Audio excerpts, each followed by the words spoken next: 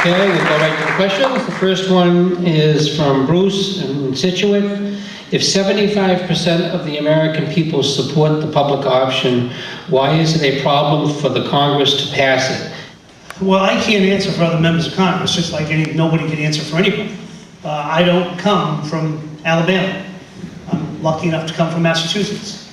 My expectation, though I don't know this, I expect that all the members of the Massachusetts delegation support a strong public option. I don't know that, but I think so.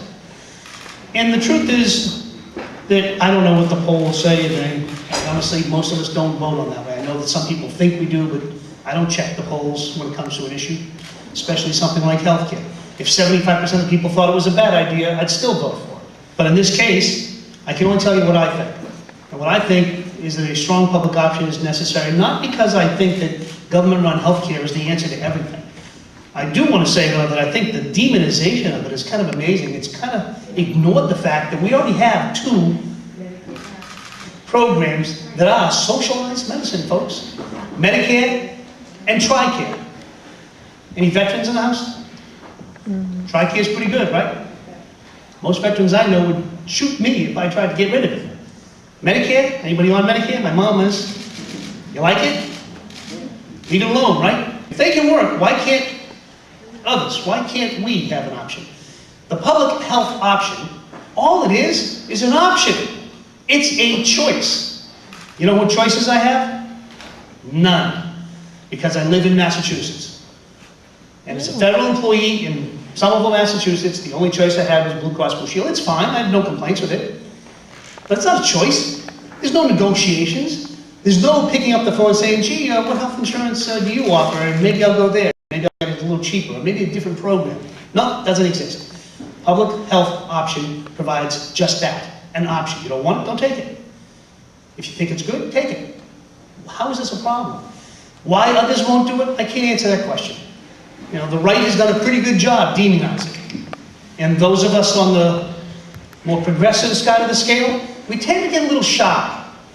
We tend to think that because we're right, that's all we have to do. Well, I'm sorry, folks, being right is only the beginning. If you're not willing to fight for it, you're going to lose. It's the one thing I learned 8 years under George Bush. On every major issue, I was right and he was wrong.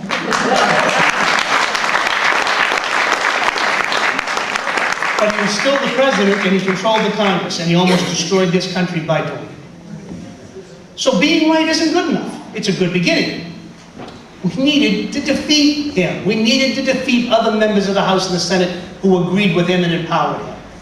So on this issue, I can only tell you that our job is to push and to shove and make sure that all of the members of the Mass delegation are on board. I think they are, but I don't know that. You'll have to make that decision on your own. If not, well, then we have to hold them to account. Now again, I'm not trying to sick anybody on anybody. I am more than happy to win or lose any election on the basis of my record. What have I done or what have I not done? That's fine, that's fair. I just ask people to look at it. So I think this issue, I think it's very important. And I think we should all make a judgment, not the only judgment, it's not the only issue, but it should be a very big check box when it comes to re-election for all of us. Thank you. How would you, second question, how would you propose getting us out of the unwinnable wars in Iraq and Afghanistan? And that's from Ruth in Situate. Well, Ruth, Iraq is easy. I would simply leave. I don't think it's all that complicated. I think it's amazing that people make it complicated. We shouldn't have gone, we shouldn't still be there, and we should leave as soon as possible. Afghanistan is a tougher question. And it is different.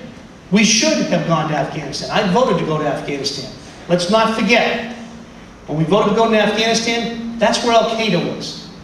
Al-Qaeda had just killed 3,000 of our fellow citizens, and I don't think there's any doubt by anybody, even with 20/20 hindsight, that if they could, they would do it again. So I think it was an appropriate use of military power. And I'm glad we went. That was, what, 8 years ago? As of now, according to the generals themselves, at the most, there's less than 100 Al-Qaeda in the entire country of Afghanistan. They have left. They went to Pakistan, and they're not even really there anymore. They're now in Yemen, Somalia, Ethiopia, Sudan, and all around the world. They're scattered. And I do think we should chase them around the world. I do, because I believe they still would kill us if they could. But they're not in Afghanistan anymore. And I would never have voted to go to Afghanistan if someone had said, we're going there to bring them democracy. What? We're going to make their lives better. What?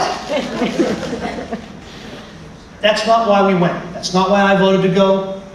And I need to know what the mission is now. As I stand here today, I would not vote to send more troops to Afghanistan. I don't think that's necessary. But I am willing to give our president an opportunity to provide and offer a plan as he sees it. And I'll tell you what, when George Bush was the president, I tried to give him the benefit of the doubt for a while. He just kept blowing. And after a while, you finally figure, he's not going to come up with the right answer, so I may as well just jump right in. President Obama, I worked hard, and it is a major difference. Even though I'm not going to sit here and tell you that I think it has been the second coming, but to think he's not better than George Bush or John McCain? What are you thinking? Much better. I get to debate healthcare seriously. I get to talk about education and think that maybe something might happen.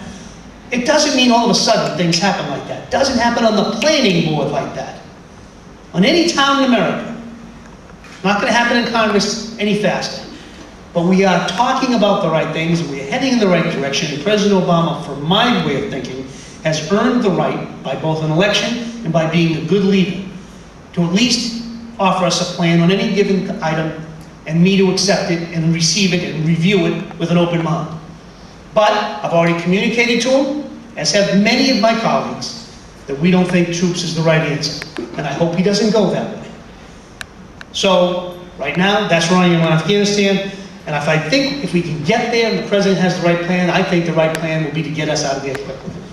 Let's be serious. If all of a sudden this mission changes to conquering Afghanistan, not only is it bad, it's wrong. We're not going to conquer Afghanistan, folks. Alexander the Great couldn't do it. The Mongols couldn't do it. The Russians, the Brits, we can't do it. And by the way, it's one of the things that I am the most proud of about being an American. I will tell you unequivocally, in my estimation, we have the military might to destroy any country on the face of the earth, especially a third world country like Afghanistan, if we chose to. And I don't mean just nuclear power, I mean military. But the fact that we choose not to do that as a society, I think is a wonderful thing. How many societies in the history of mankind have ever had that power and didn't use it?